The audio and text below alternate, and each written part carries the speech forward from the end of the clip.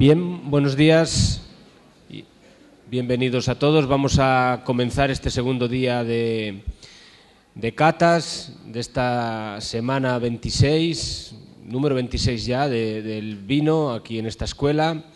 Y como siempre, en nombre de la dirección y del director de la escuela, pues deseamos que sea un rato agradable y que al final todos nos llevemos un buen aprendizaje y sobre todo que todo vaya normal, que no haya ninguna cuestión que tengamos que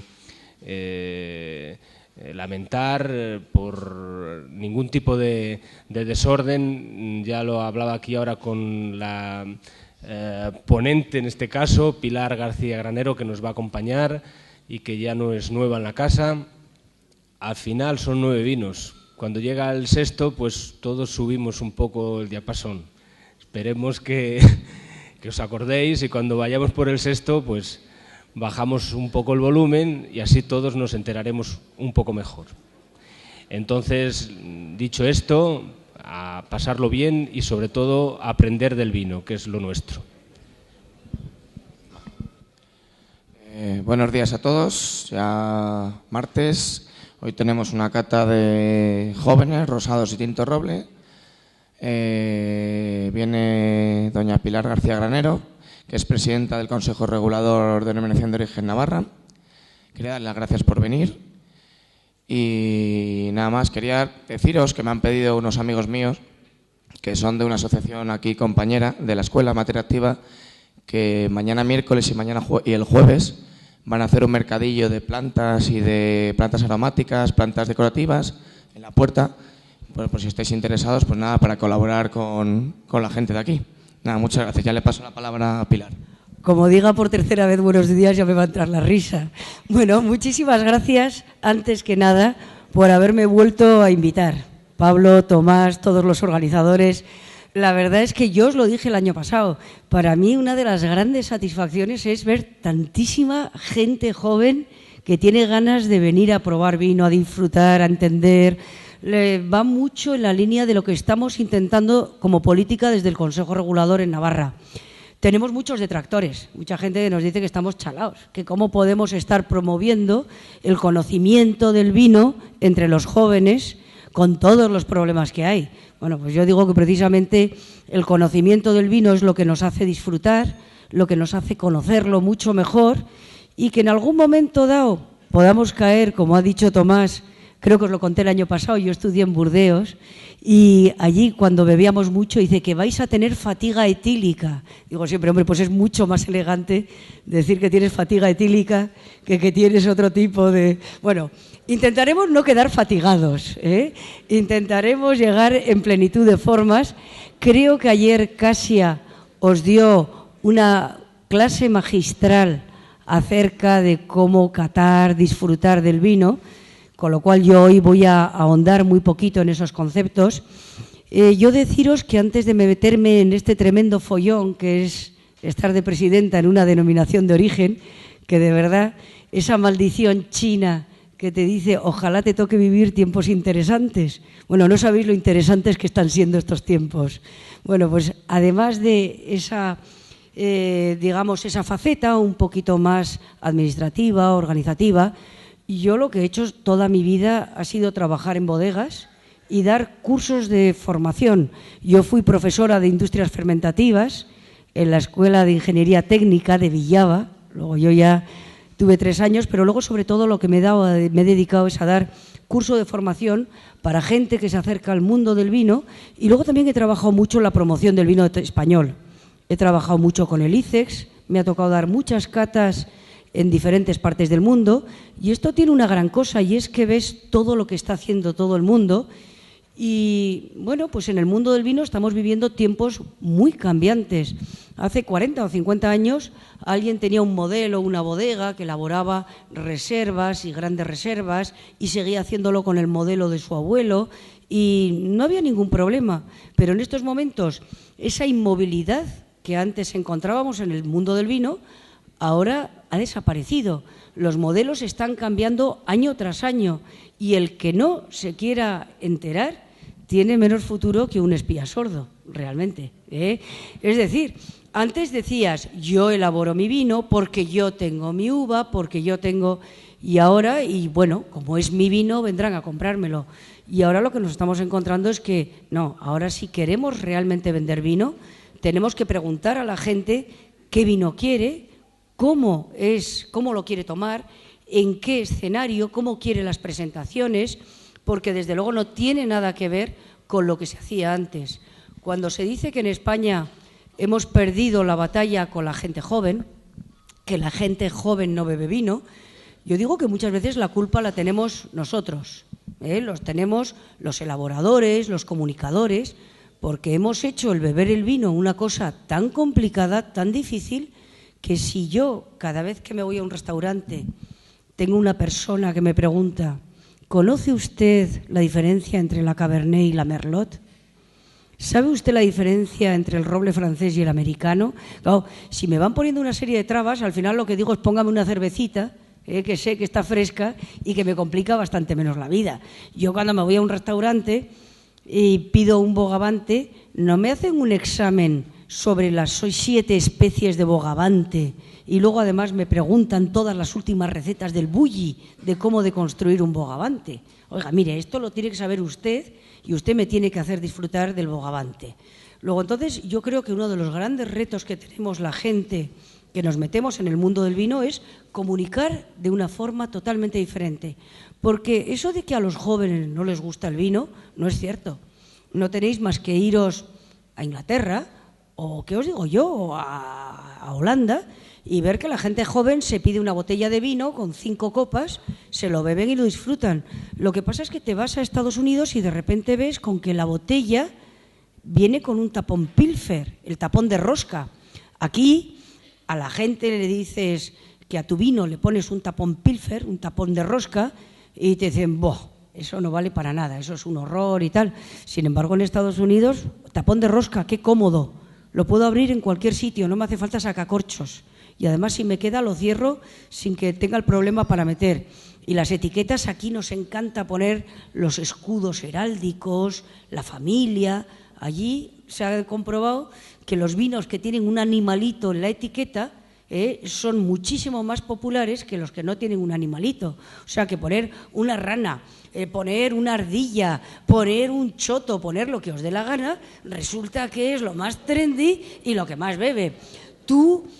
En nuestra generación queremos coger una botella y os hago todo el ritual, os la abro y además estamos pensando con qué nos la vamos a tomar y ahí os encontráis esas etiquetas que os pone, este vino está especialmente elaborado para tomar con corzo o con ciervo. ¿Cuántos habéis tomado corzo o ciervo desde enero hasta ahora? Luego no podéis beber ese vino. Yo necesito un vino que lo pueda tomar con pizza, con alitas de pollo fritas y con macarrones, porque si no, realmente si estoy haciéndolo tan difícil, pues de verdad, estoy poniendo una barrera ante mi consumidor que o nos enteramos de esto o de verdad que no lograremos nunca que la gente joven. Por eso yo no he traído hoy nuestra nueva campaña de publicidad, pero la primera es una chica con una copa de vino tinto, el segundo es un chico con una copa de rosado, ahí empezamos ya a romper un poquito moldes, y entonces la chica tiene un pensamiento robado y dice, no sé por qué me gusta, pero me gusta, porque vosotros os habéis dado cuenta que el 95% de la gente que bebe vino te dice, yo no sé de vino, es la frase, pero sé el que me gusta y el que no me gusta. Y entonces, como lo habíamos oído tantas veces, dijimos, ese es el mensaje que quiere oír la gente. No necesito 3 másters en viticultura, 2 en selvicultura para saber si la madera es la adecuada o no, y 5 en enología para poderme beber un vino. Vosotros, bueno, yo tengo un amigo que es el que nos lleva al tema de marketing, me dice, mira, esto es como empezar a salir y eso. Primero tú sal, vete con la gente, diviértete, luego si viene el enamoramiento, fenomenal, pero si estamos esperando para enamorarnos, para ver si te pido salir o no, pues desde luego no nos vamos a enterar de nada. Dice, primero salir, pasárselo bien y tal, y luego si hay que enamorarse, bueno, pues uno se enamora.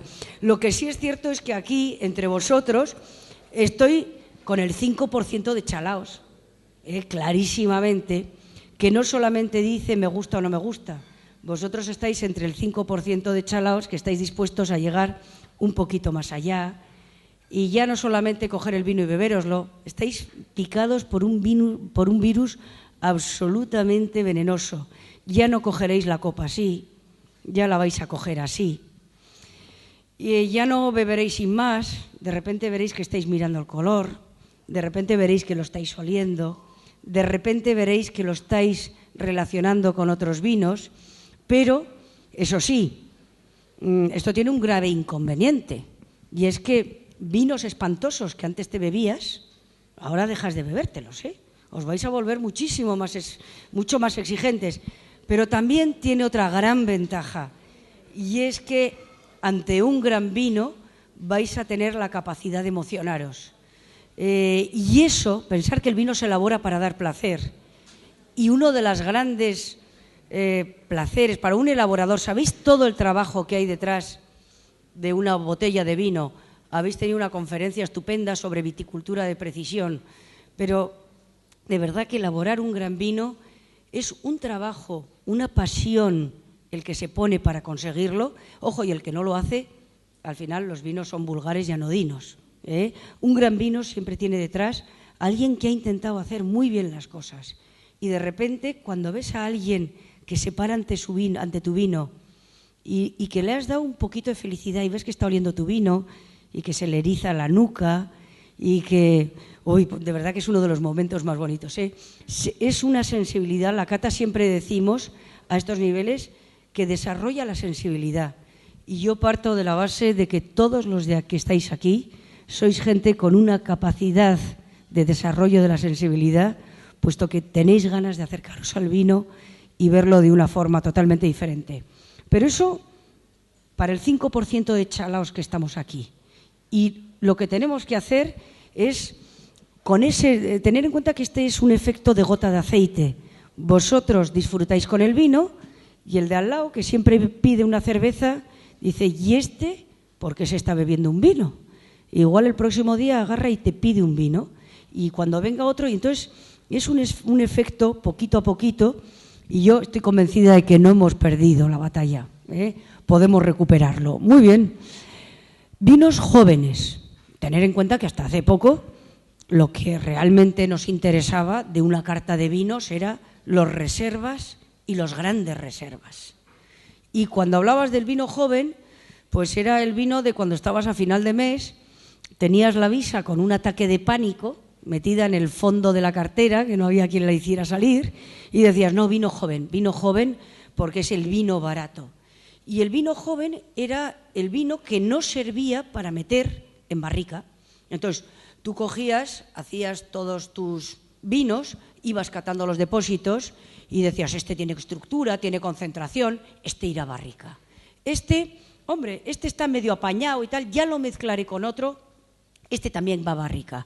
Y el vino que no le puedo encontrar la rentabilidad o el que me parecía menos poderoso, más mediocre, este va para joven. ¿Y qué es lo que ocurre? Que este es otro concepto que ha cambiado totalmente. Nosotros no podemos pensar que vamos a destinar a jóvenes los vinos mediocres. Cuando nosotros queremos elaborar un vino joven, el planteamiento viene ya desde la viña. ¿Qué quiero hacer con esta viña? ¿Qué uva quiero elaborar para hacer un vino joven que dé placer? Hay que romper la idea, vino joven igual a mediocridad. Vino joven tiene que ser un vino frutoso, goloso, limpio, que lo podamos consumir un poquito más fresco. Si normalmente hablamos que un gran reserva, nos solemos ir a los 18 o 20 grados, nos vamos a encontrar con que los vinos jóvenes muchas veces los vamos a tomar a 12, 14 grados. Luego tendrá que ser un vino que admita el que le bajemos la temperatura. Tiene que ser un vino que nos vamos... Claro, también nosotros decimos, no, el vino se toma con comida, pero lanzamos una mirada al exterior y nos damos cuenta con que el vino en países como Alemania o como Estados Unidos, has tenido un día horrible, estás cansado, llegas a casa y mientras preparas la cena, abres tu botellita de vino y mientras estás cocinando, la tarea de los niños, llega tu pareja, llega no sé qué, tú te has servido un vino que te lo vas tomando mientras vas cocinando. Y es el vino que te estás tomando antes de... y estás poniendo un poco en orden la casa después de todo el día afuera. Claro, ese vino no os podéis pensar que puede ser un vino de 24 capas y la de Luis Candelas. Un vino potente, asalta trincheras, levanta boinas. No, no, no. Tú quieres, estás en tu momentito de relax. Tú quieres un vino que te trate cariñosamente.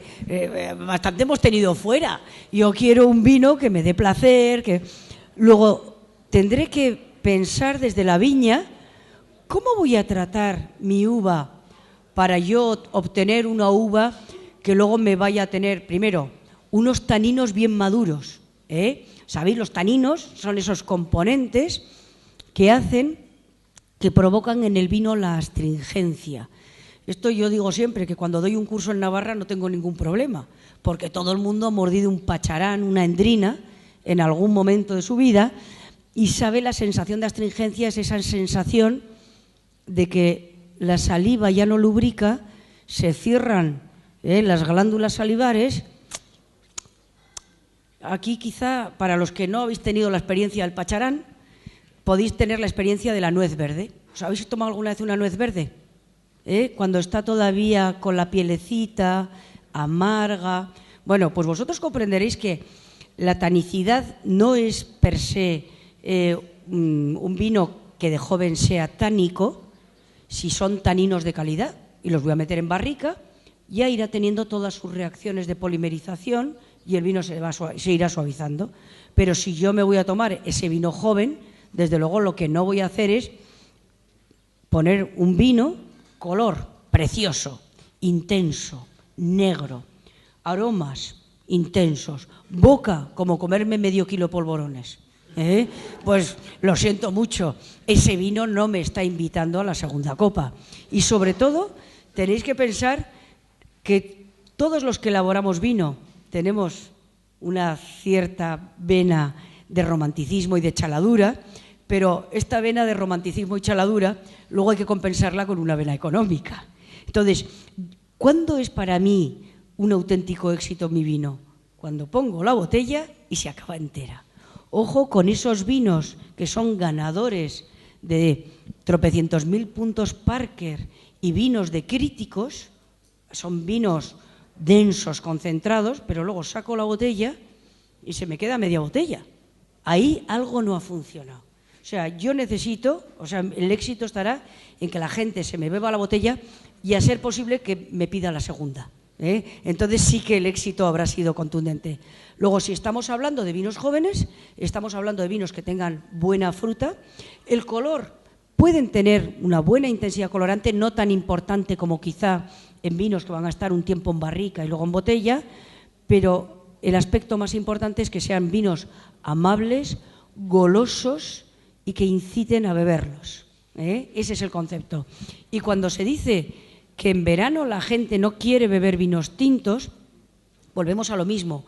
Vinos muy estructurados, en verano 40 grados, tintos poderosos, esos te los guardarás para cuando venga el potaje, el cocido madrileño, en noviembre, diciembre y haga frío.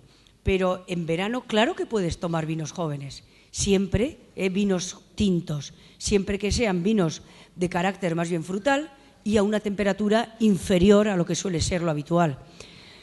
Os lo diría casi ayer, pero esa teoría del vino tinto se toma a la temperatura ambiente, sabéis que eso es una de las máximas aberraciones que hay. ¿Qué temperatura ambiente? ¿La de Málaga en agosto? ¿La del Pirineo Navarro en el mes de enero? A mí me han dado los vinos a las dos temperaturas, los dos eran temperatura ambiente, pero de verdad que un vino a 3 grados es un leñazo el que te mete, es duro, es amargo, es antipático, es esquivo, bronco, y un vino que te vas... Es una de las cosas que tiene, haciendo un Kit Kat, creo que lo dije el año pasado, el cumplir los años te permite explicar los vinos de una forma antropomórfica, que yo creo que es mucho más accesible a la gente. Yo con 25 años, carrera recién acabada, yo tenía que ser la reina de la bioquímica y explicar todo con conceptos, moléculas, todo con un rigor científico impresionante. Y ahora, sin embargo, yo creo que con la felicidad de cumplir los años es que puedes explicar los vinos de una forma que quizá nos llega más próxima. Y ese tinto que os decía, cerrando el Kit Kat, que está en Málaga a 40 grados, está caliente, el alcohol está absolutamente volátil y parece que tienes el botiquín de casa, y que quieres desinfectarte una herida. Luego, señores, vinos tintos, pensemos que falta la última parte de la frase, el vino tinto se toma a la temperatura ambiente de la bodega enterrada de tu casa, de las casas que tenían bodega, y cuando nos vayamos a verano, un par de graditos menos. Porque tener en cuenta que el hecho de servir el vino en la copa, hoy, por ejemplo, con toda la gente que estamos aquí, estaremos ya a 22, 23, 24 grados. Luego quiere decir que un vino que yo sirvo a 18 o a 20 grados se me va a poner a 22 grados enseguida y va a perder mucha frescura. No pasa nada por meter la botella media hora antes de consumirla en la nevera. De verdad, vamos a romper la idea de que eso es un tabú. Yo quiero disfrutar del vino y si lo puedo tomar un poquito más fresco, mejor. ¿Cómo elaboro el otro vino que tenemos hoy aquí en esta cata? Es los rosados. Deciros que hay diferentes formas de elaborar rosados. Los dos rosados que vamos a catar hoy son rosados de lo que nosotros llamamos sangrado, es decir, cogéis un grano de tempranillo, de garnacha, os fijáis que el color está en la piel, si quitáis la piel, la pulpa es incolora. ¿Cómo consigo yo que el color me pase al mosto? Muy sencillo, me llega la uva a la bodega, rompo la uva y la dejo en maceración, mosto con ollejos, entre 8 y 24 horas. Y al cabo de esas 8 y 24 horas, ¿qué ha ocurrido? Que ha habido una difusión de los pigmentos, de los antocianos, sobre todo, más extraíbles, que estaban en la piel, se me disuelven en el mosto, pero no solamente van los pigmentos, van todos los precursores de aromas que están también en el ollejo de la uva.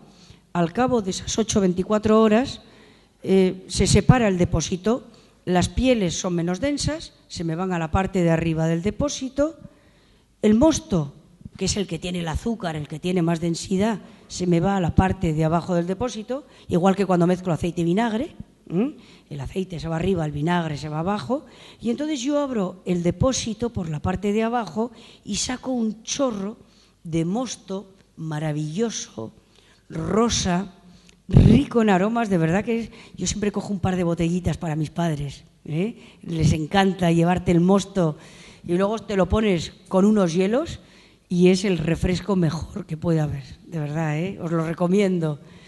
Bien, entonces, ese mosto rosa cargado de aromas con un color maravilloso es el que vosotros limpiáis, quitáis todas las impurezas, bien por sistemas de filtración, bien por desfangado estático, bien por un sistema de centrífugas, y el mosto ya limpio y cristalino lo mandáis a fermentar como si fuese un blanco, a baja temperatura.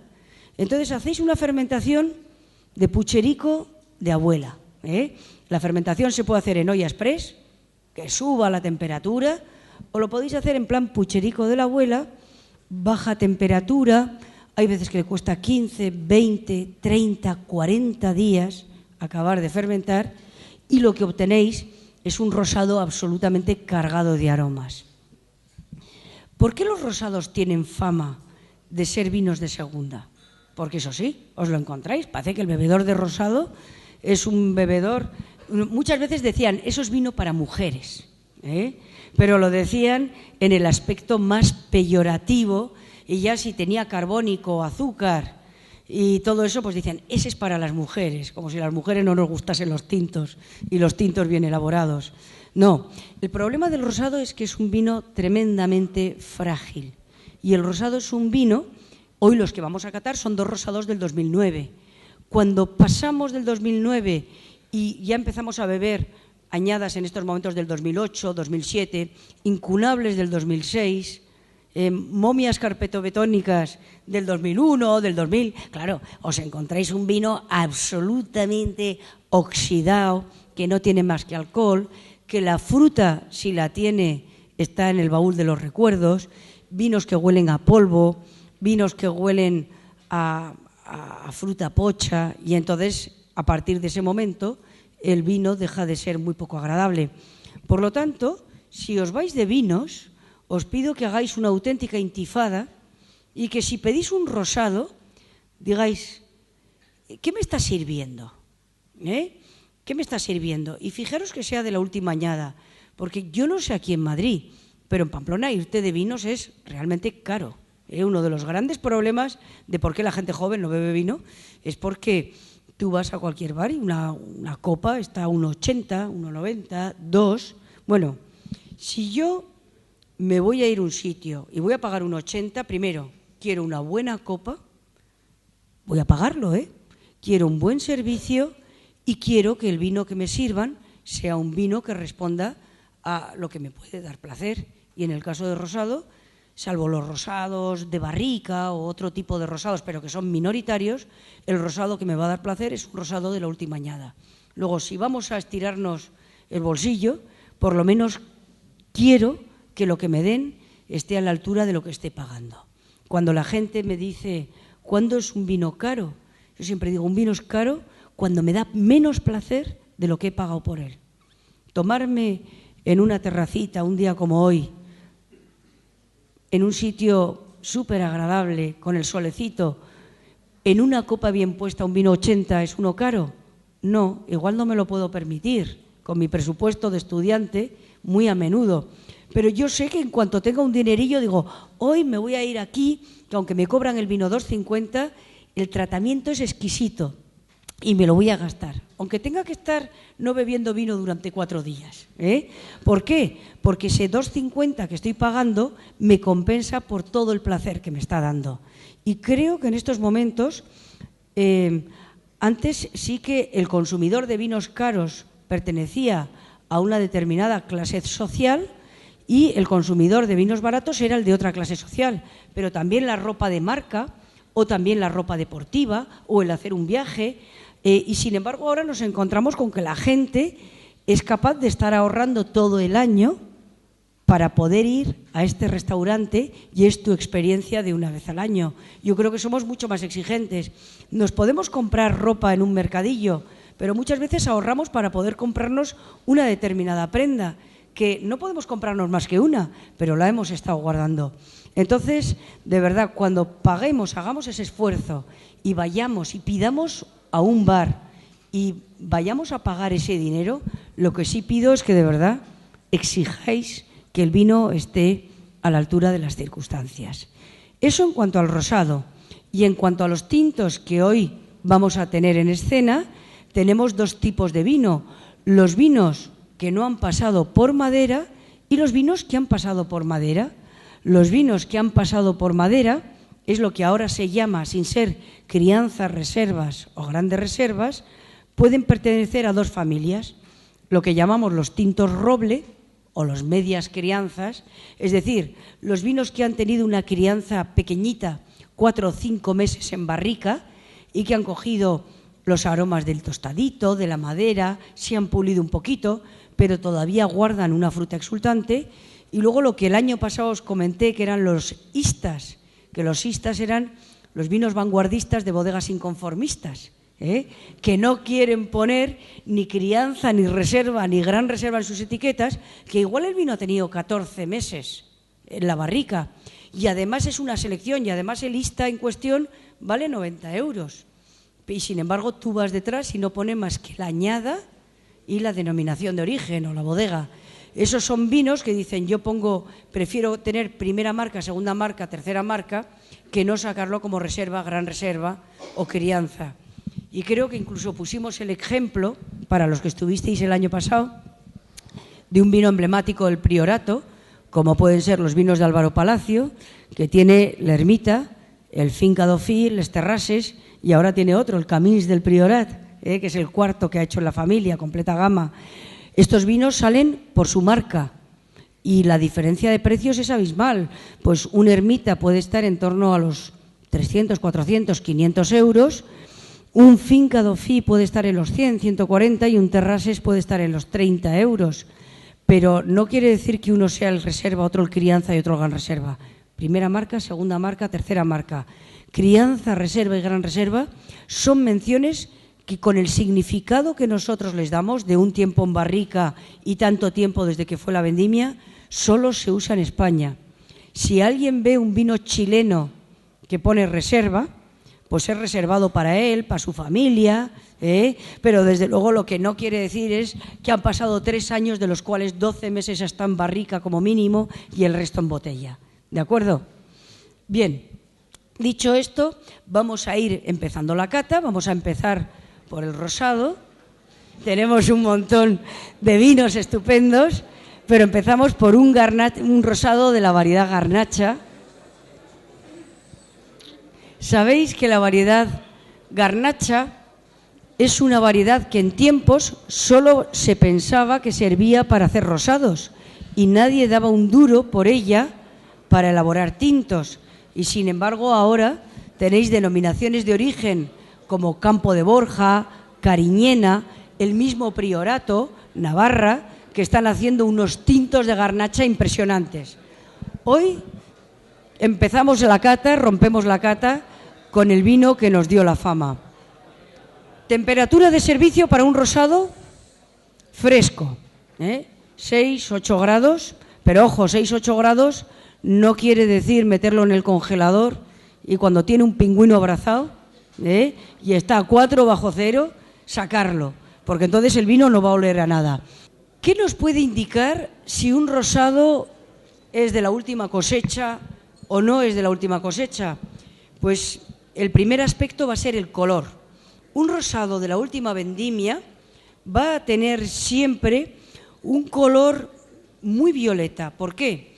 Porque esos antocianos que decíamos, esos pigmentos, para emplear palabras que entendamos todo el mundo, esa materia colorante que se ha extraído en ese tiempo de maceración del mosto con la piel, cuando estos pigmentos provienen de un vino joven, están muchos de ellos en formas azuladas y en formas rojas. Y la mezcla del azul con el rojo lo que nos da es las notas violetas. Por eso los vinos jóvenes siempre suelen tener una componente violeta. ¿Qué ocurre con el paso del tiempo? Estos antocianos libres, estos pigmentos libres, se van degradando y parte de ellos se van ligando a otros componentes, a otros polifenoles que son los taninos. Y estas moléculas se van haciendo cada vez más grandes, se va haciendo una polimerización y estos polímeros van a tener un color naranja. Por eso, un vino que tiene una edad, lo lógico es que su color tenga ya tonos tejas, tonos naranjas. ¿De acuerdo? O sea, no es un defecto. Creo que también lo decíamos. El que yo tenga unas patitas de gallo, unas arrugas y tal, a una determinada edad, no es un defecto, es acorde a mi edad. Si yo aparezco con la cara así y unos morros de este tamaño, lo primero que podemos pensar es que yo he hecho algo. O sea que si os encontráis un vino del 2000 que está moradito y que está así, como la Belén Esteban, bueno, pues pensar que algo le han hecho a ese vino a esa edad, eso no tenía que ser así. Bien. Muy bien. ¿Qué os parece el color de este vino? Precioso, ¿verdad? Esto es un color, el rosado es un vino que entra por la vista. Yo veo este tono violeta, nazareno, ese rosa niño chico, con esa sensación de juventud, de frescura, y de verdad que a mí este es un vino que me invita a beber. Yo lo estoy viendo y empiezo a salivar como el perro de Pavlov cuando le tocaban la campana, Ya de alguna forma, aquí hay materia, esto promete, tiene un color precioso. Seguramente Casia os habló ayer de la lágrima, todos moveríais vuestra copa y veríais las huellas que deja el vino al caer, pero tener en cuenta que la lágrima per se no quiere decir que el vino sea bueno o no. Un vino que tenga 17 grados de alcohol tendrá un prodigio de lágrimas, será un serialón venezolano. porque el alcohol, con su tensoactividad que tiene, lógicamente os va a dejar unos lagrimones impresionantes, pero no quiere decir que el vino sea bueno. El color, de alguna forma, lo describimos. A priori a mí este color me predispone favorablemente, pero ojo, un vino será muy bueno cuando lo corrobore la nariz y será excelente cuando lo dictamine la boca.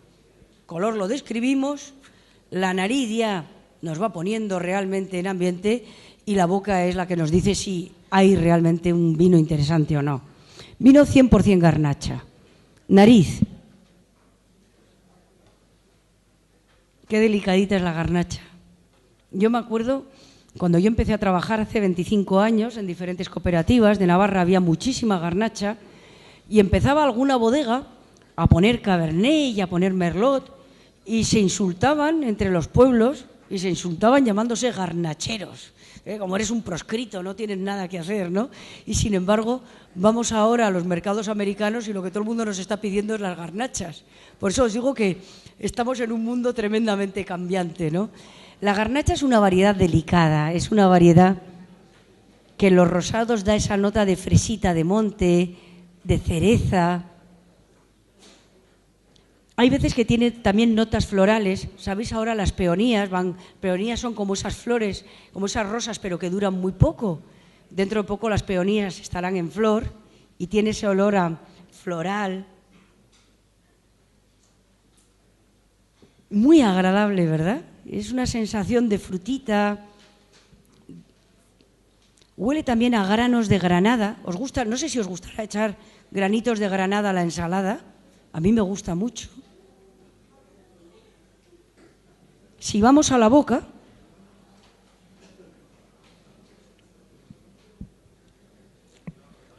fijaros que es el primer vino. Y el primer vino, tomamos el café hace un rato y hay que envinar la boca. Por lo tanto, el primer sorbo lo tomáis y con el segundo analizáis. Vamos a analizar este vino en boca.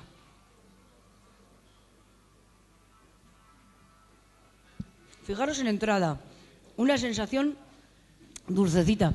Yo tenía un profesor que cuando nos socanaba el móvil en clase, estuve hace poco, nos hacía o poner 20 duros o 20 euros o cantar una canción. Entonces, digo, por si te sirve. Y al principio todo el mundo era un máster, ponía los 20 euros. Pero claro, a la tercera ya cantábamos todos canciones, no sabéis cómo. Así que, si a alguno le sirve. Entonces, en boca, fijaros cómo la sensación inicial es dulce, melosa. La garnacha es una variedad que es como ese niño que te hace la pelota, que te das cuenta que te está haciendo la pelota, pero estás encantado, te da lo mismo. Estás feliz, porque es melosa, gordita, acariciante, tiene densidad, untuosidad. Y una de las cosas que nos llama la atención de la garnacha es que una vez que le dejamos avanzar, empiezan a desarrollarse notas acídulas. La garnacha es una variedad que tiene una acidez total importante y esto es muy importante. Podemos ir sirviendo el siguiente vino, porque no me gustaría retrasarme demasiado, porque luego son 9 vinos y los 9 vinos se merecen toda la atención. Fijaros esta acidez tan bonita, cómo compensa perfectamente la sensación melosa, dulce que nos ha producido en un primer momento. Y muy importante, yo os recomiendo que no lo tiréis, los que tengáis, bueno, que vosotros tenéis una copa, tirarlo.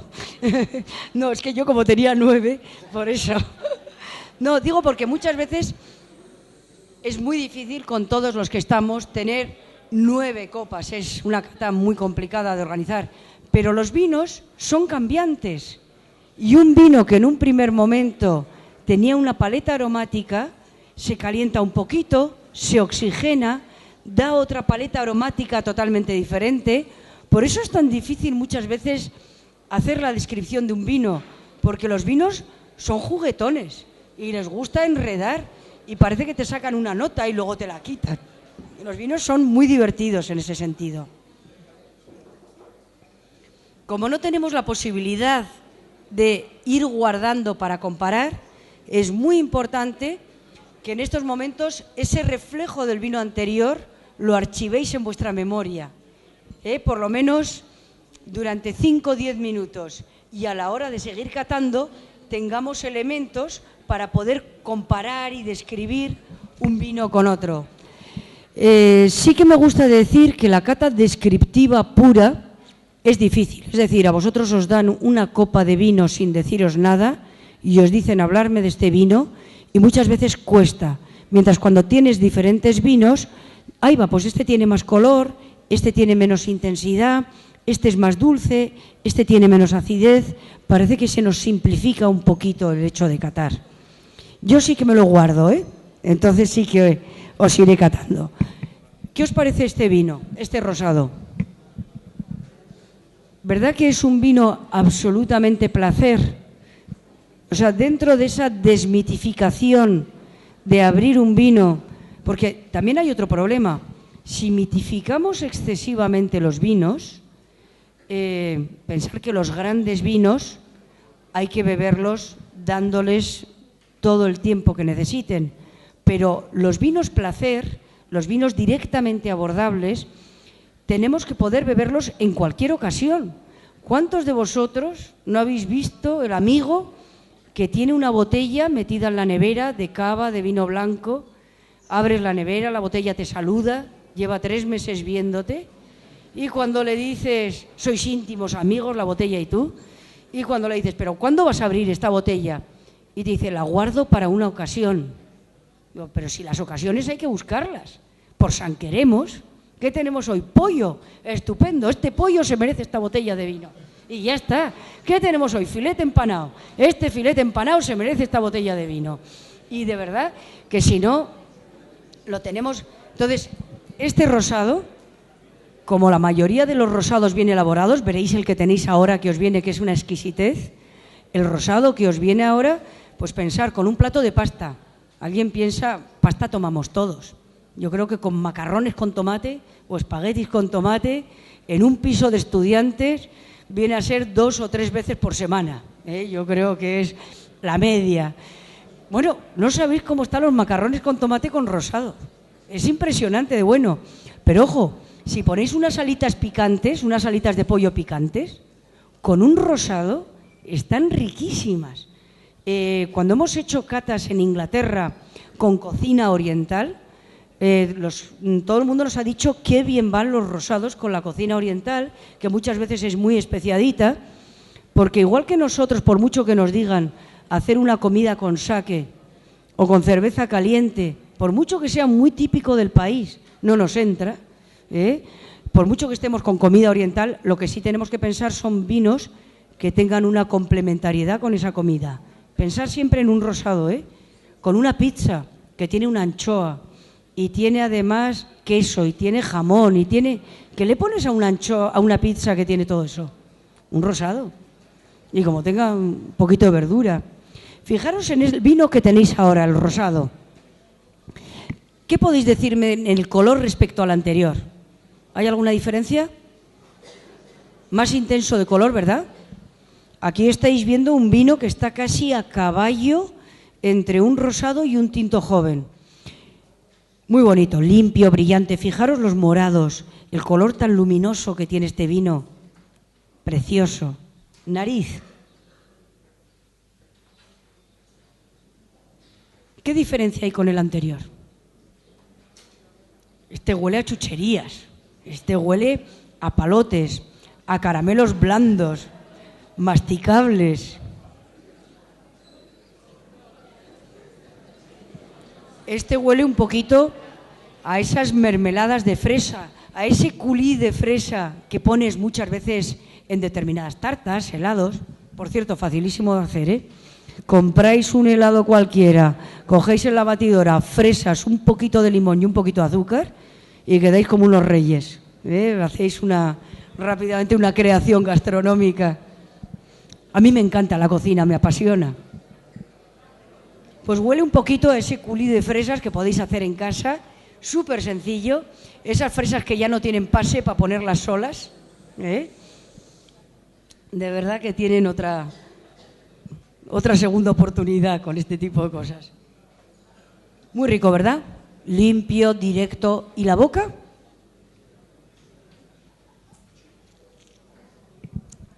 Fijaros cómo es un vino más carnoso, da la sensación, de hecho, el vino se llama 10 varietales. Es un vino, bueno, no os he dicho, el anterior vino era un vino, pone aquí Rosado Navarra, es un rosado que tiene nombre, es el Sardasol de la bodega Alconde, que es es el rosado que representa este año al Consejo Regulador. Está buenísimo. Y este rosado es un rosado del Penedés, la bodega se llama Llané Ventura y es un rosado hecho de 10 variedades diferentes de uva. ¿Qué consigues haciendo un rosado de 10 variedades diferentes de uva?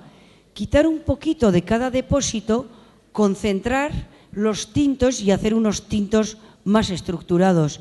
Y por eso son estos rosados que tienen una gran cantidad de varietales, porque es lo que has obtenido de sacar un poquito de cada depósito. Está buenísimo este rosado. ¿Qué diferencia hay en boca? ¿Encontráis alguna? Hemos dicho más estructura en boca, más carnoso, más tipo un tinto. ¿Acidez? Menos acidez.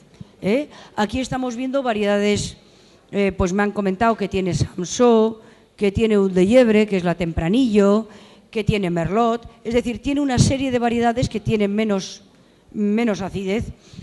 ¿Cómo ubicaríais un vino y otro? ¿Tendríais preferencias a la hora de comer? Quizá el primer vino más de aperitivo, fresquito, mientras llega la gente, una copita, tonteas con algún picoteo. Y aquí tenemos un vino que es casi como para plantearse un arroz. Imaginaos un arroz de verduras. Qué rico tiene que estar con este rosado segundo. Con esta sensación carnosita que tiene, con un arroz tiene que estar impresionante. Si os parece, podemos ir sirviendo el vino siguiente y mientras nos lo van sirviendo, sí que estaría igual bien que circulase un micrófono, si alguien quiere intervenir o hacer algún comentario, o si tiene un chorro de voz, que se levante y que lo haga a pelo, como un valiente. Si veis, estoy haciendo muchísimas referencias a cómo se bebe el vino en otros países, en otras zonas. Tener en cuenta que en España en estos momentos tenemos ya casi 70 denominaciones de origen. En todos los sitios se están haciendo vinos maravillosos y es realmente difícil incrementar tu cuota de mercado en España. Por dos motivos. Uno, por lo que estamos diciendo, en todos los sitios se están haciendo vinos buenísimos. Hoy lo vamos a ver con todos los vinos que son además de diferentes zonas. Y luego además por otro tema, y es que en España tenemos un consumo de vino misérrimo. Somos el país del mundo con mayor superficie de viñedo. Estamos hablando de 1.100.000 hectáreas largas. Somos el tercer país productor. Me dices, pero ¿cómo? ¿Tenemos la mayor superficie y somos el tercer productor? Sí, porque aquí todavía hay mucha viña de secano. Y pensar que aunque Francia e Italia tienen superficies inferiores, están en las 850.000, 890.000 hectáreas, ellos tienen mucho riego natural, que es todo lo que les viene del cielo. Entonces los rendimientos son muchísimo mayores. Pero siendo el país del mundo con mayor superficie vitícola, nos encontramos con que nuestro consumo vamos, a mí casi me indigna, indignantemente escaso. Estamos en 17 litros por habitante y año. Inglaterra está en 23, Alemania en 27, Dinamarca en 31. Hombre, que se nos estén pasando de semejante forma. Yo el otro día cuando estábamos sacando estos números, y yo hice las cuentas de cuál era mi consumo de vino al año. Estoy en 100 litros por habitante ya. Y ojo, no penséis que tengo un hígado para presentarlo en sociedad, Porque yo como con vino, mi copita de 125 mililitros, y ceno con vino, si no yo no hago la digestión. Esos son 250 mililitros, que es lo que dice la Organización Mundial de la Salud, que obtenemos los beneficios y no tenemos los problemas. Bien, 250 mililitros al día por 365 días, esos son 90 litros, pero los fines de semana quizás no somos tan estrictamente moderados, con lo cual ponemos 10 litros más por los fines de semana, que no somos tan moderados.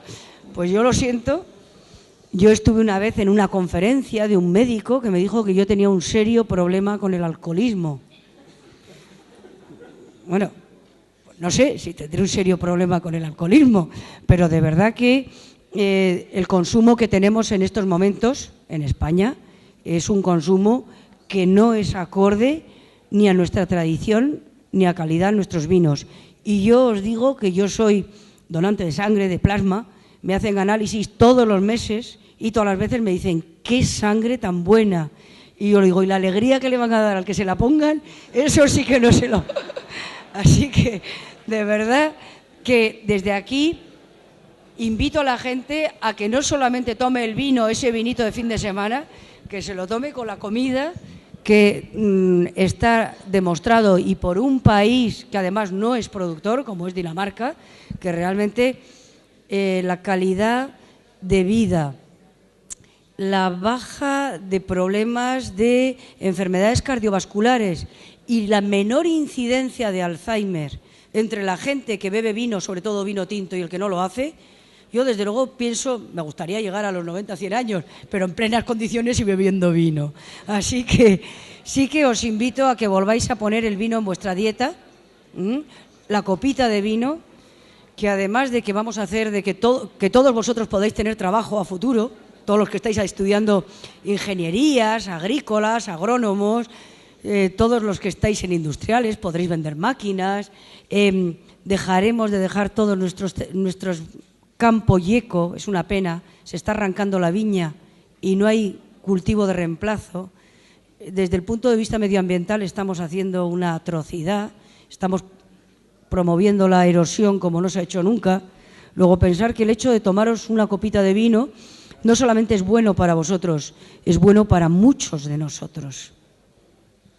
Muy bien, un vino del 2009, La Mancha, La Mancha, que está haciendo unos tempranillos jóvenes que son para quitarse la boina y levitar 20 centímetros el vino placer que se está haciendo.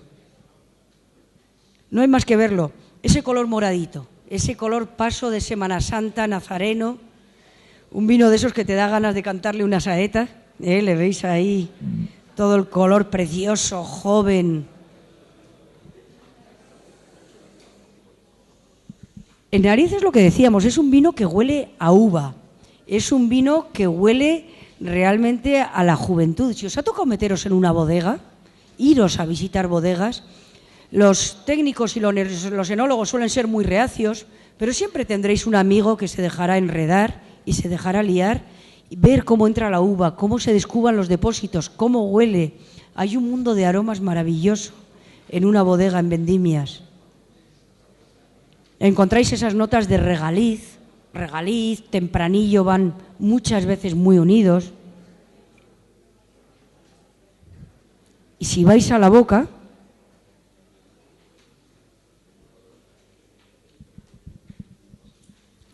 fijaros cómo encaja el vino en ese concepto que hemos dicho antes, de llegas a casa y te abres tu botella de vino, y el vino veis cómo es golosito en entrada, quizá tiene un pelín de astringencia. Ahora entendéis lo que es la astringencia, ¿verdad? Esa sensación de rasposidad a mí me gusta, y eso es lo bueno que tiene el vino, que salvo lo que son defectos aquí en Sebastopol, cada uno va a salir de esta cata con su vino favorito. A mí esta cierta astringencia de vino joven me gusta. A quien no le guste, que espere 3 meses. Aquí empezarán las reacciones de polimerización, estos taninos empezarán a crear moléculas más largas, menos agresivas, por decir de alguna forma, y dentro de 3 o 4 meses este vino estará más suave y este vino estará más redondito. Y al que le guste, pues que espere, y al que se lo quiera beber ahora, pues que aproveche. Lo bonito es ir viendo cómo evoluciona un vino, A mí lo que me gusta es ir viendo, tener en cuenta que los vinos jóvenes, en general, son vinos de vida más corta. En un vino que tiene mucha estructura y que se mete 12, 14 meses en barrica y luego tiene unos años de botella, en principio podemos estar hablando de vinos que su periodo de vida puede estar en torno a los 10 años. Pasar de los 10 años es para los grandes, grandes vinos, ¿eh? La gente, y una vez dije en un periódico, la gente tiene la bodega llena de cadáveres. Y una señora italiana me dijo, ¿por qué ha dicho que mete usted esqueletos en las bodegas? No había entendido absolutamente nada. Los vinos hay que beberlos cuando están vivos. Y el periodo de consumo de un vino joven, a priori, es más corto. Tenemos que bebérnoslo antes que lo que es un vino que tiene más vida por delante. Si a alguien le molesta esta tanicidad, que piense también que estamos tomándonos este vino a palo seco. Si este vino ahora estuviésemos con un bocadillo de bacon, vamos a volver a cosas mundanas. Que nos tomamos un bocadillo de bacon con la nota un poquito grasa del bacon y con el ahumadito, os encontraríais con que este tanino no os molesta en absoluto y que os lo tomáis tranquilamente. Si os parece, vamos pasando al vino siguiente y seguimos avanzando.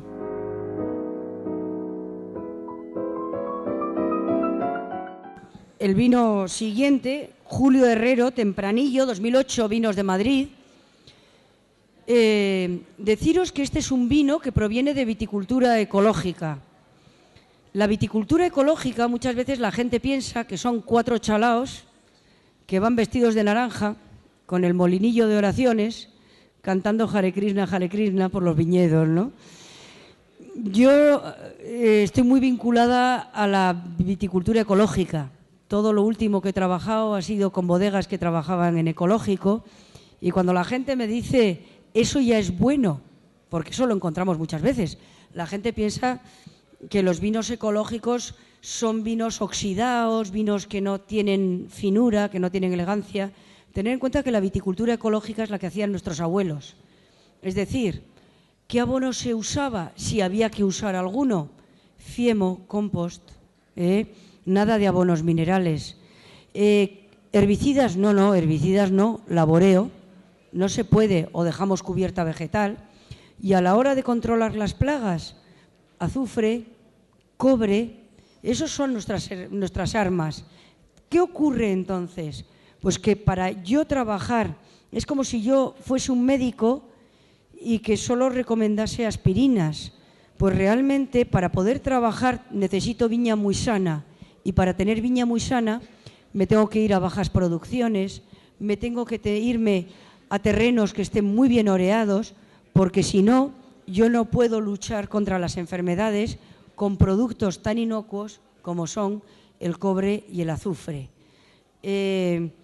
Luego, eso sí, la agricultura es ecológica, pero luego la forma de elaborar es teniendo en cuenta todos los conceptos de la enología moderna.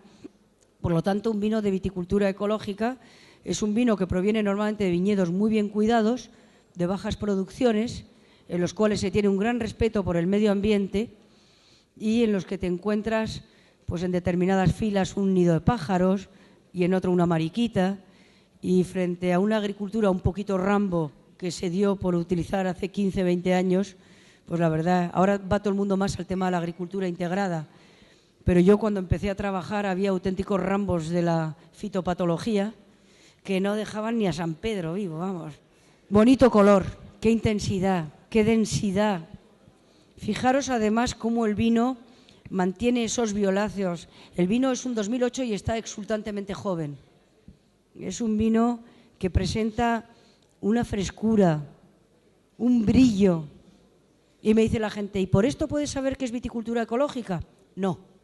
Hay muchos vinos de viticultura convencional que tienen este color también. Si no hablo con el propietario, no sé que la viticultura es ecológica. Lo mejor que le puede ocurrir a los vinos ecológicos es que nadie pueda distinguir en cata que son ecológicos. Eso es lo mejor. Eso es cuando has llegado a hacer un buen trabajo, porque antes si los distinguían era porque eran defectuosos. Fijaros la sensación de fruta, de ciruela, de esa mermelada de arándanos que se pone encima de las tartas de queso. Esa sensación un poquito de guinda, de bombón de licor bueno.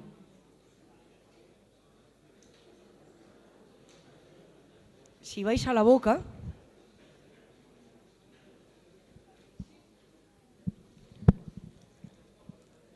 os encontráis un vino denso, saporito, os pone todas las papilas en pie de guerra, concentrado.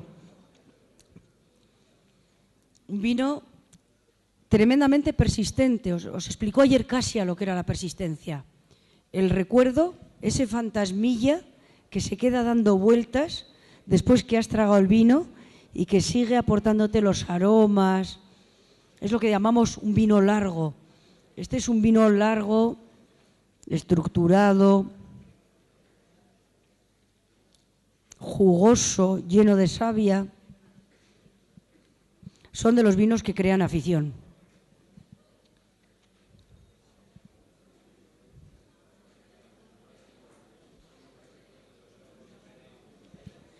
¿Con qué lo tomaríais?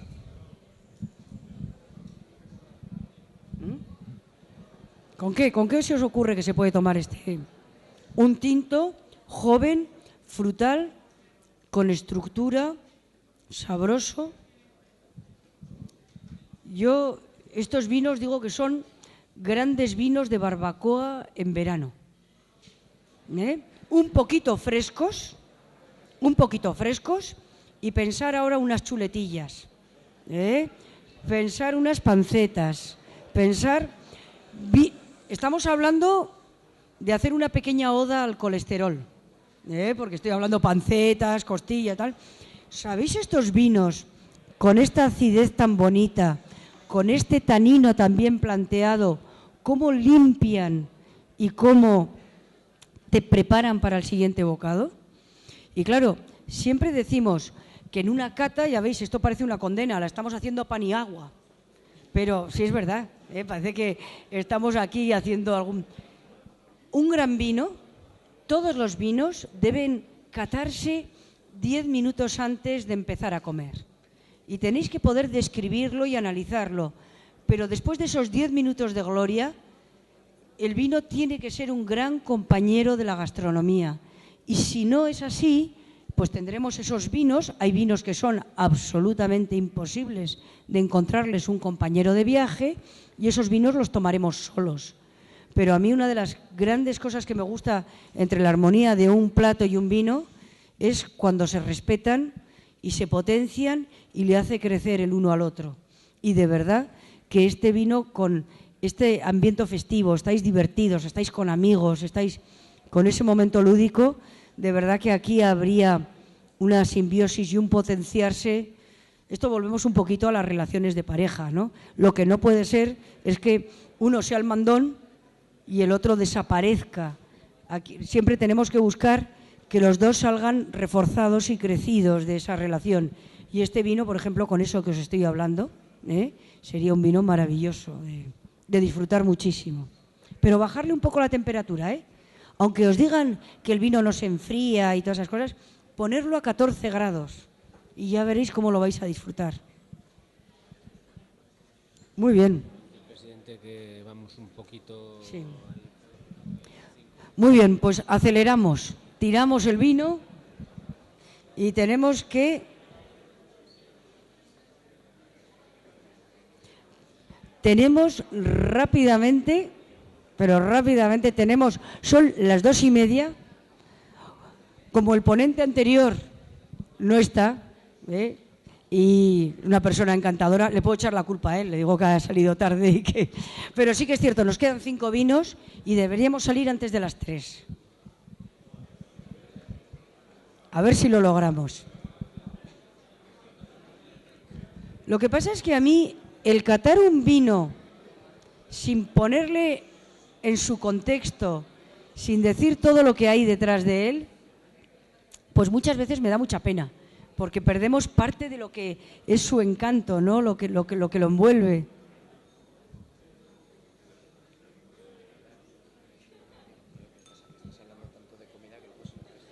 Ah, sí. Perdón, me están diciendo que esto está siendo una pequeña crueldad, que a las 2:30 hablar tanto de comida, y no. Hombre, yo puedo proponer una cosa. Para el año que viene, enredamos un poco. Venga, yo hablo con las denominaciones de origen de Roncal y Diazábal y hacemos aquí un Me parece que me voy a llevar una pedrada a la salida de aquí, pero bueno.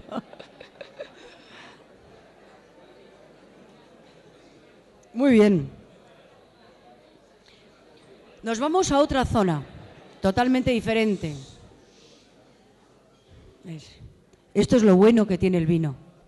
Seguro que si estuviésemos haciendo una cata, que os digo yo, alcachofas, seguro que no había la misma complicidad en estos momentos, ni las ganas de...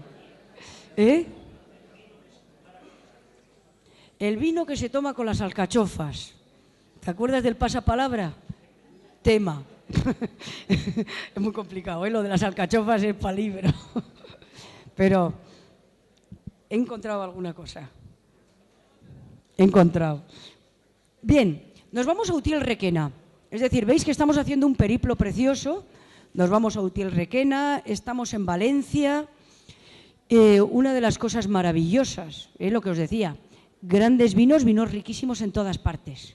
Zonas desahuciadas, que te ponían casi como ejemplo de zonas. Ahora vas y bebes, vayáis donde vayáis, si tenéis la suerte de encontrar en un restaurante a alguien que le guste de vinos, vosotros, terminología navarra, decimos ciriquear. Ciriquear es enredar. Preguntar, ¿qué estáis haciendo?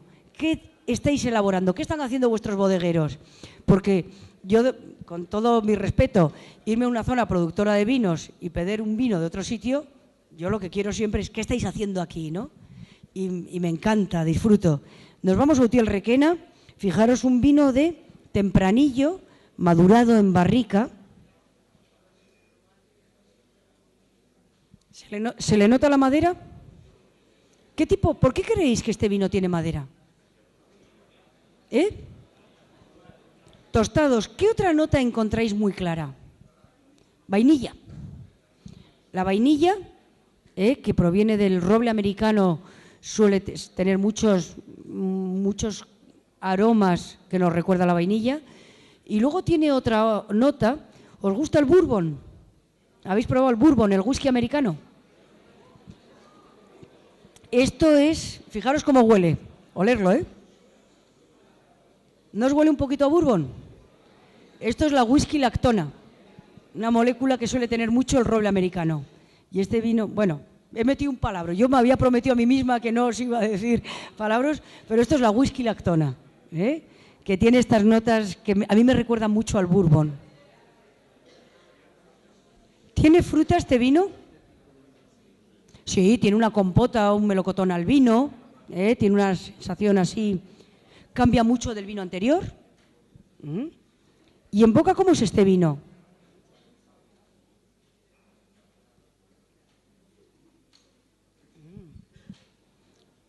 Un vino, en la entrada es muy suave, muy meloso, y en mitad de boca veis cómo desarrolla una tanicidad, una astringencia que no habíais encontrado en vinos anteriores. ¿Por qué?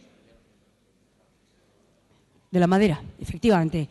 Los taninos, que son los que nos dan esta sensación de astringencia, en el vino tienen dos orígenes. Uno, la uva, y lo vamos a encontrar en el ollejo, en las pepitas, y otro en el roble.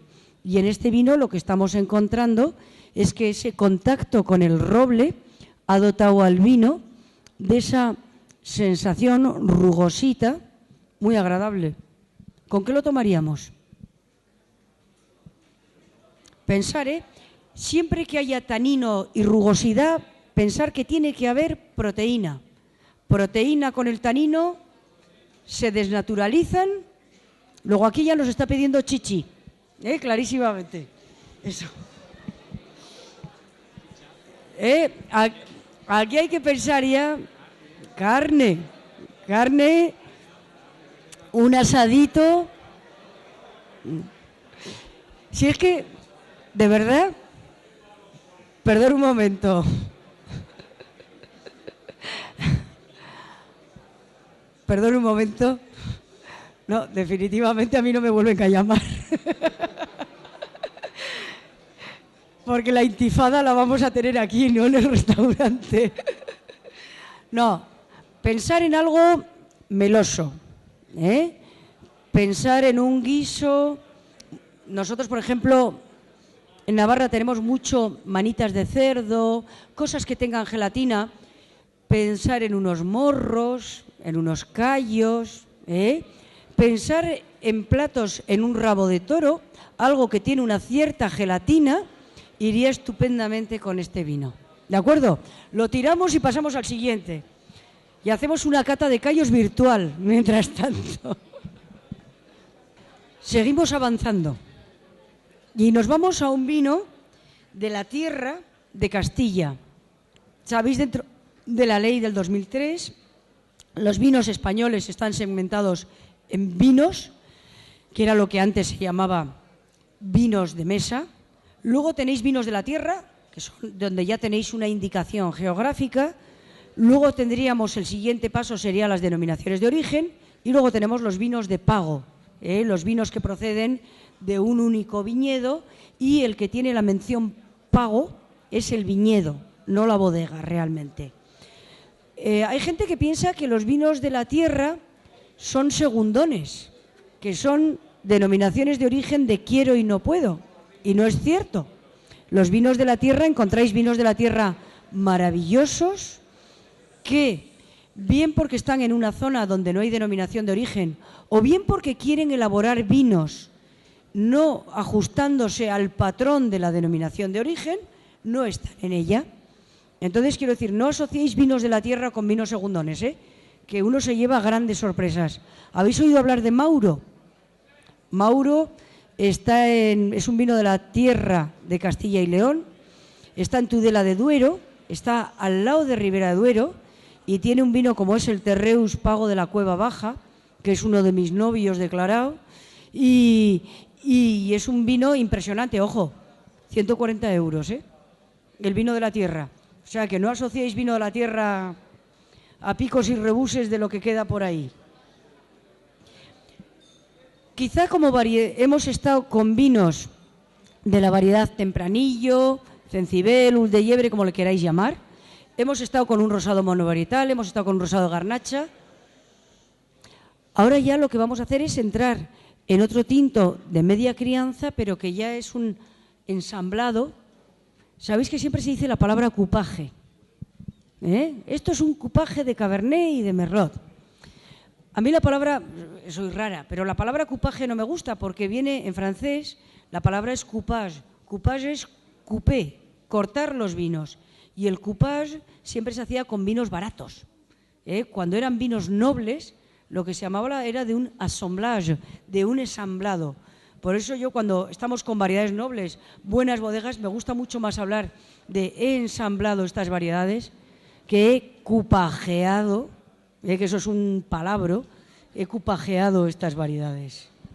Entonces, Osborne, sabéis, una bodega que tiene sus orígenes en Jerez y que decide ampliar su grupo y decide también, bueno, pues vamos a hacer una bodega de tintos, y hace una bodega de tintos absolutamente modernos, escuchando mucho al mercado, lo que hemos dicho. Esta bodega, por ejemplo, en el mercado americano, sus vinos van con tapón Pilfer. Pero ojo, que hay muchas bodegas que lo hacen, En Navarra conozco yo varias bodegas que para el mercado español va con tapón de corcho, y para el mercado inglés y americano, el anglosajón, van con tapón Pilfer.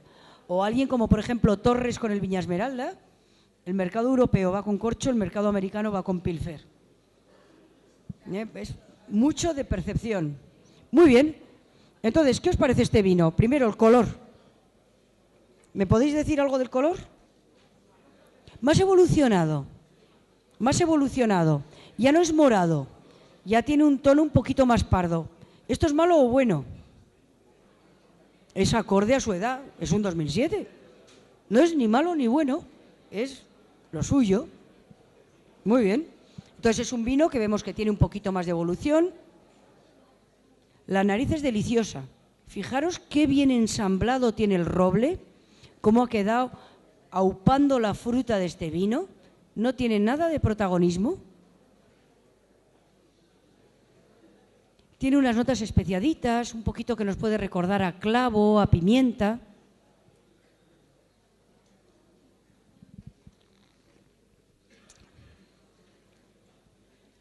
Y ¿Qué me podéis decir en boca respecto al vino anterior? ¿Qué diferencia hay? Más suave, menos astringente, más pulido, más redondo. Aquí volveríamos a un vino de aperitivo. ¿Estáis viendo? Hombre, a la hora de ubicar los vinos yo no tenía muy claro porque no conocía a todos, pero este vino tenía que haber ido después del 2009 por estructura y luego haber pasado los dos 2008. Hubiese sido lo suyo. Muy agradable. Vamos a seguir con los vinos.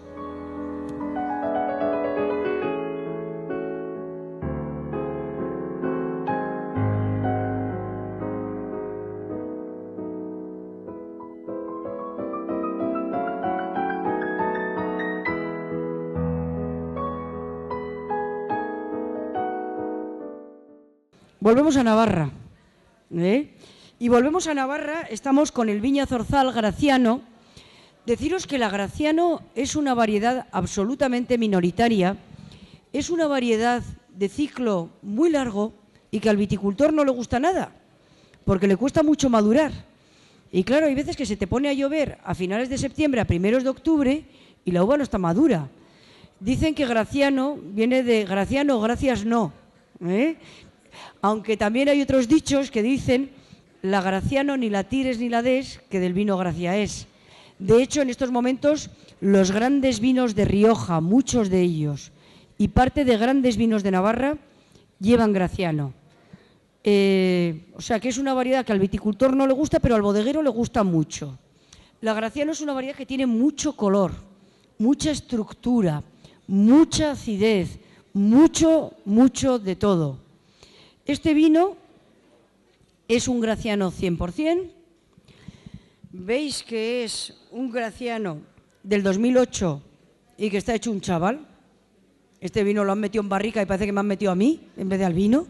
Sigue el vino morado, intenso, pletórico, muy bonito, muy concentrado. ¿Tiene todo el mundo el vino?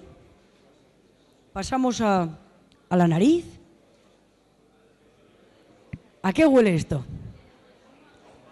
A Graciano. Y ahora decimos, ¿y a qué huele el Graciano? ¿Ah? Perdón, no oigo. No, decirlo más alto, más alto. Algo químico. Bien, vamos a analizar, porque una vez me dijeron que un vino olía a arroz con leche y lo que olía era canela. Entonces, algo químico es algo que tú has olido en el laboratorio y que de alguna forma, cuando lo hueles, te está llevando. Vamos a intentar analizar qué molécula es. Ahumado. Huele a chimenea apagada clarísimamente. Luego, ¿te ha tocado trabajar con algún fenol en el laboratorio? Es fenólico el aroma. Luego, el aroma químico que olemos es un aroma fenólico. Huele también mucho a guinda en aguardiente. Guinda en aguardiente, kirsch. Mora muy madura.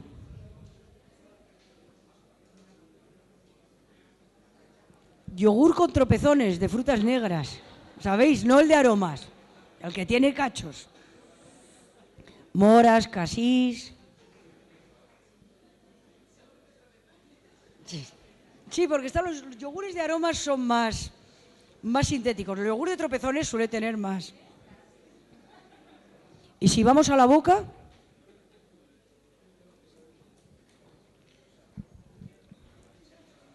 fijaros que este vino a priori pensábamos que iba a ser mucho más duro de lo que realmente es. En entrada es un vino con alcohol, voluminoso, amplio, tiene mucha carne, va al gimnasio, lo vemos poquito Schwarzenegger, y sin embargo, luego lo que veis es que no tiene puntas, no es agresivo, tiene mucha estructura, pero no es... os lo he traído, os lo he elegido, porque este Jancis Robinson, que es una de las grandes críticas en Inglaterra, lo que dice la Jancis va a misa, lo eligió como best value, mejor valor, hace 4 o 5 meses en el mercado inglés. A vosotros os puede resultar extraño, pero es lo que os he dicho, hay que escuchar al mercado. El mercado inglés, vino, mucha fruta, concentración, densidad, pero luego tanino mullido, lo valora tremendamente bien. Y es un vino de 3 euros, que son los ingleses, 3 euros.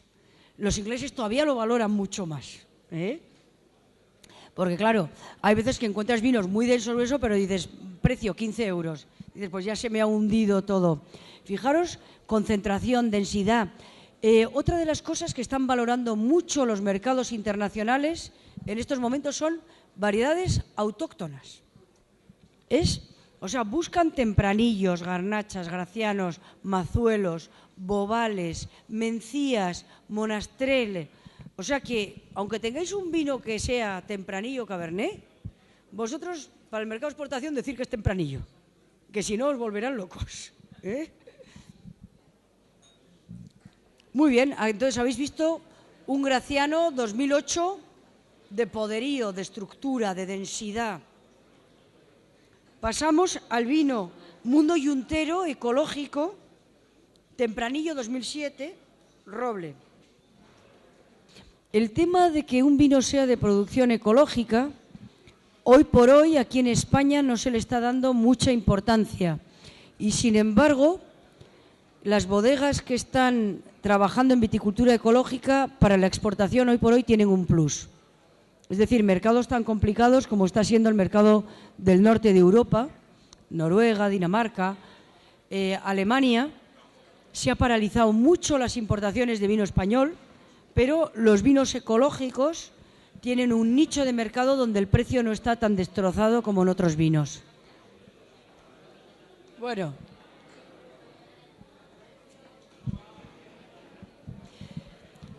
Hemos hablado de las grandes cosas que tiene el vino, hemos dicho todos los efectos desde el punto de vista de salud, hemos hablado del aspecto euforizante, que es muy importante.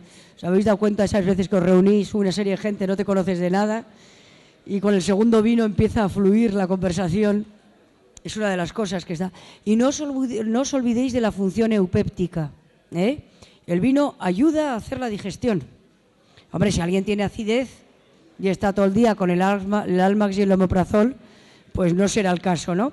Pero los que no tenemos ni Almax ni omeprazol por medio, el pH que tiene el vino, que es un pH que está entre 3, 3,5, el alcohol, probar a tomaros un cordero con agua al mediodía y a las 8 de la tarde tenéis al cordero llamando a su madre desesperadamente, que no va ni para adelante ni para atrás, O sea que pensar también en la función eupéptica, que es muy importante. Muy bien. Estamos con un vino del 2007, es decir, volvemos a un vino otra vez más antiguo. Mantiene muy bien el color. Veis que este vino mantiene todavía un rojo cereza picota muy bonito, muy poco evolucionado. En nariz, yo no sé si lo percibiréis o no, tiene una nota como agreste, de campo, tomillos, montebajo. ¿Habéis ido alguna vez a coger manzanilla? No sobre ornimans, no sobre ornimans. A coger flores, cuando tiene la nota un poquito vegetal, cuando tiene unas notas de camomila preciosas.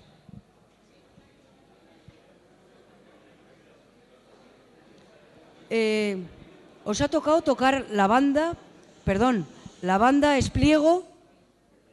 Mañana en esa venta maravillosa que va a haber de plantas aromáticas, seguro que hay lavanda, hay espliego.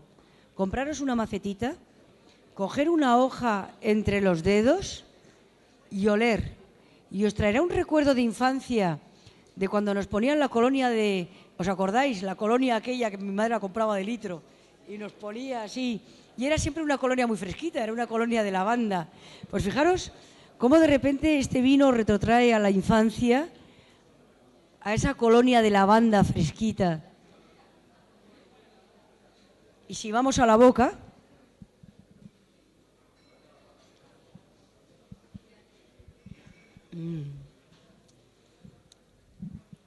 buen vino, sabroso, jugoso, de los que te hace salivar. Yo no sé cómo tenéis la boca, pero yo estoy hablando con vosotros y todavía tengo toda la producción de saliva. ¿Para comer o para beber antes? ¿O para las dos cosas? Para las dos cosas. Un vino comodín, muy bonito de entrada, jugoso, pero luego precisamente este tanino que tiene os va a permitir comer muy a gusto. Hay veces que el vino pierde su protagonismo, pero en fin, si el plato merece la pena y le hemos dado sus 10 minutitos de gloria antes, se puede hacer. ¿Os ha gustado este vino? Rico, ¿eh? Luego sí que me gustará, antes de que os vayáis todos, que me digáis más o menos cuál es el que más os ha sorprendido, o más sencillo, cuál es el que os llevaríais a casa, que esa es la prueba de fuego. Muy bien, vamos al último vino. Y fijaros que nos vamos a una variedad que se llama Petit Verdot. La Petit Verdot es una variedad que tiene su origen bordelés. Igual que los grandes vinos de Navarra y de Rioja muchas veces tienen un pequeño porcentaje de Graciano, en Burdeos los grandes vinos de Burdeos, los grandes crus, muchas veces tienen un pequeño porcentaje de Petit Verdot. La Petit Verdot es una variedad como la Graciano, le cuesta muchísimo madurar, es de ciclo muy largo y los años complicados no madura. Por lo tanto, la Petit Verdot solo es una variedad que nos dará lo mejor de sí esos otoños cálidos que podemos dejarle que complete bien su ciclo de maduración. Aquí tenéis una bodega, Finca Antigua. Finca Antigua es de un grupo riojano que hace unos vinos riquísimos, y que aquí ha decidido que, yéndose a La Mancha, tenía sol y podía apostar por poner Petit Verdot porque sabía que le iba a madurar bien. No tenía los problemas que se tiene nosotros con la Graciano o Burdeos con la Petit Verdot. Y deciden hacer un vino. ¿Cómo es la Petit Verdot? Yo creo que son hermanas, aunque genéticamente no lo sean. Mucho color, mucha acidez, mucha estructura, mucho de todo. La Petit Verdot es una variedad que basta que haya un 2, un 3% en la mezcla para que ya sea mandona y te cree un perfil aromático muy determinado. Fijaros cómo es el color. Petit Verdot del 2008. Está poderosa, plena. Tiene notas casi en el ribete de remolacha cocida. En terminología de cata hablamos de sangre de pichón, que es muy elegante. Cuando veis esos colores intensos morados, eso es sangre de pichón, limpio, brillante. ¿Tiene madera? Sí, ¿por qué tiene madera? ¿Encontráis la whisky lactona? ¿Encontráis el olor a bourbon, a vainilla? Muy rico, ¿eh? Una compota de frutas. Vuelve a tener unas notas ahumaditas. ¿Quién era el especialista en el ahumado y en los carbones? Tú quedáis nombrados especialistas. Tizones, hogar apagado, chimenea apagada. ¿En boca?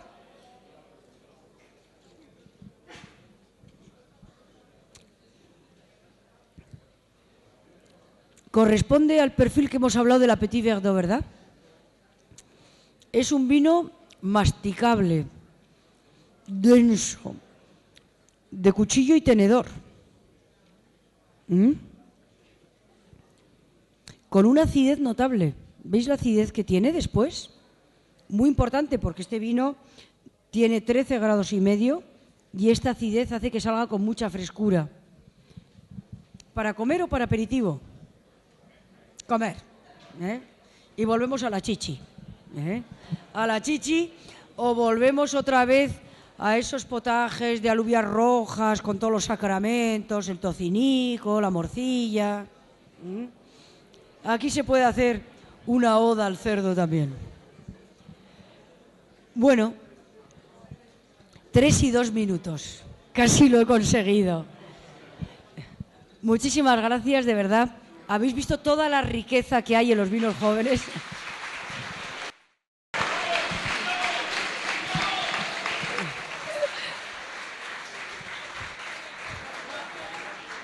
Esto es por la promesa del queso, ¿eh? He comprado aquí al electorado.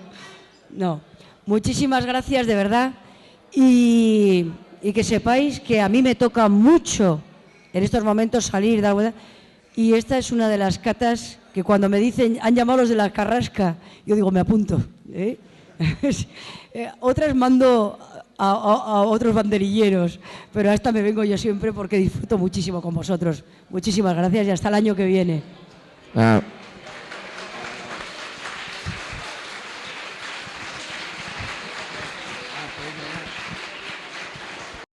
Solo despedirme, dar las gracias a Tomás Herrero, su director de la escuela, dar las gracias a Pilar, que como siempre hace la cata agradabilísima. Y nada, gracias a vosotros, mañana seguiremos por aquí y recordaros que mañana lo que podéis hacer es compraros unas plantitas ahí en la puerta, compraros una botella de vino, os compráis una botella de vino de las que hemos catado, llegáis a casa y a vuestra madre la tenéis ganada, con la plantita y la botella. Muchas gracias.